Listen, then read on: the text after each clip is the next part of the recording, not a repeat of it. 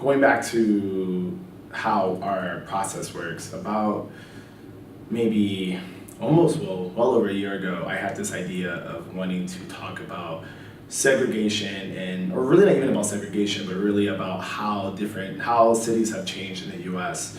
Living here in DC has, the housing market's, super fascinating, and it's a diverse city that's constantly shifting. And I wanted to tell a story that kind of tapped into what people were experiencing in the cities. It was not just unique in DC, it's all over the country. And so, because my background's in data analysis, what I first started to do was pull data from the census just to look at how cities what the racial makeup of cities were today and how those looked 30 years ago, going back to 1990. And so from there, as I started exploring just DC, I noticed patterns, right? Where you look at places like Columbia Heights, where I live, and watch how it went from a majority, Black and Hispanic neighborhood to now this really kind of diverse mix of people. Part of that has to do with, like the topic of gentrification, but it also has to do with just how cities have shifted and how people are moving. And so I started with DC, then I looked at New York, then I looked at Chicago, and I figured, well, if I can do these three cities, why not do the entire nation? And so that kind of set me off on a project that I published last month at the beginning of May that looked at not just how cities have shifted, but how really segregation in America hasn't changed in the way that we might have thought it has. There's been a lot of research that looks at how cities have changed or how cities have gentrified, but I wanted to not really talk about gentrification, I wanted to talk about segregation and how, despite how diverse American cities have become, a lot of different racial groups live in in really segmented parts of the city. And so you can see that in DC, when you compare Northwest DC to say Southeast DC, there's stark, differences in the population there compared to say Columbia Heights, which has a mix. And that was, I think that's a story that was near and dear to a lot of people, but I don't think we could have told the story just in text. So one thing I did is me and another colleague of mine, Armani Manjame, make sure I get his name right, we decided we're going to create some really fascinating maps that we broke down the census data into 6 categories: Black, White, Hispanic, Asian, Native American, and everyone else, basically.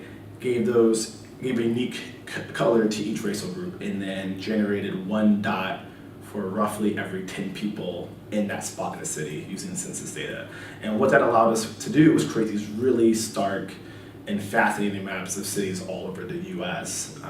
And so that process took a bunch of different skill sets. We used a mixture of JavaScript using Node.js and D3 to kind of do some of our analysis and actually plotting the data on a map, and then moving the data points into Illustrator and kind of refining them and making these really stark maps of different cities in America.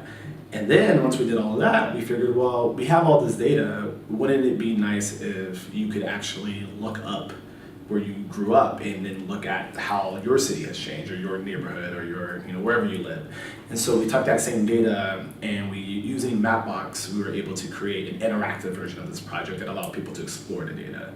And so, and then on top of that, we didn't just show race by color, but then we also measured segregation. So I worked with several researchers, one at American University here in Washington, D.C., and then 2 other researchers in the Chicago area, where I actually tried to measure segregation using a statistic. And so what we were able to show was not just show you the racial makeup, but then actually show you visually a measure of how segregated a city is or is not. And so I think the power in that story is that I could have written a story that said this is how segregated the city is and kind of walked you through it, but instead using design, using visuals, using data, we're able to tell a story in a way that I don't think text alone would have done it.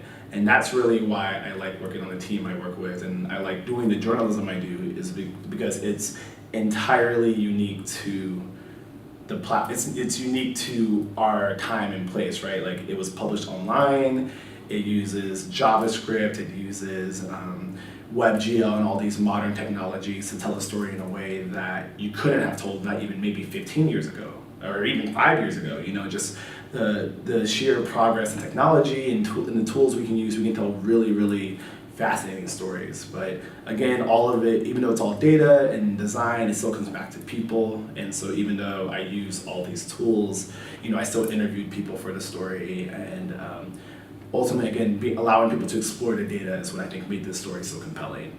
And so yeah, so people seem to like it. You know, I didn't get any hate mail, at least not yet.